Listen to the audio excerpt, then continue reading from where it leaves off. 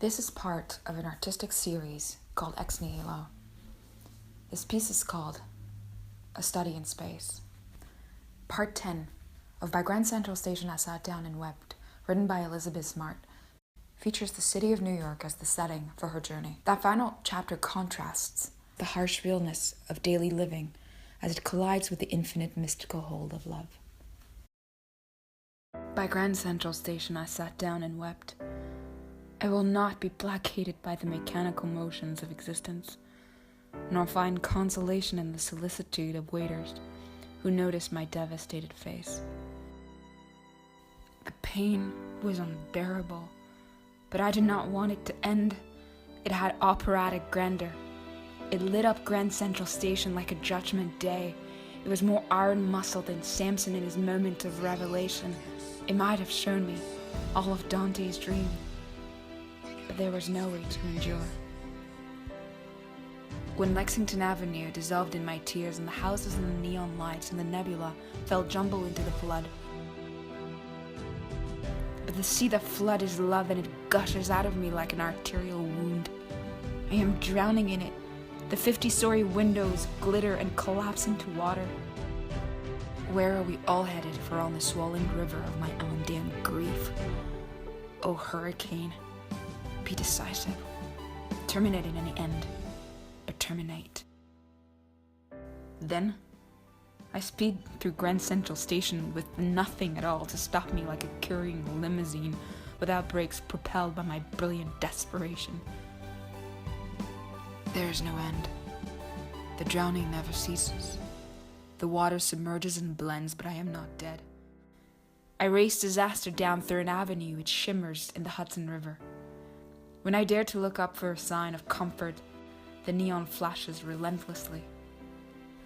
I wanted only one thing. I gave you the full instructions, the name. I spelled it out in letters as long as a continent, even the address. The address that makes waterfalls out of my blood, because it is also her address.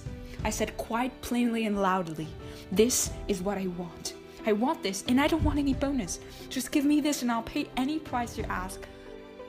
But God, so what I plead is just. What are you stalling for? There is no more to give. Every tear is wept in lies, staining its falling place. I am without words, I am without thoughts, but quia amore linguo. I am dying for love, and this is the language of love. Tomorrow at 10 I shall take a train. All trains lead me to rivers that beckon and wink. Through the day or through the twilight I rush past rivers to the river. One river waits. One is the one that knows how I shall fall into the water with a thud. Like the genie of hell's gate, the darky porters arrive and usher in the day with brooms and enormous dustpans. Odors of disinfectant wipe out love and tears. With rush and thunder, the early workers overrun the world they have inherited, tramping out the stains of the wailing, bleeding past. Look at that idiot boy you begot with last night. He is all the world that is left. He is America, and better than love, he is civilization's heir. Oh, you mob whose action brought him into being. He is happier than you, sweetheart. But will he do to fill in those coming 1,000 years? Well, it's too late now to complain, my honey dove. Yes, it's all over. No regrets, no postmortems. You must adjust yourself to the conditions as they are. That's all. You must learn to be adaptable. I, myself, prefer Boulder Dam to Chartres Cathedral. I prefer dogs to children. I prefer corn cobs to the genitals of the male.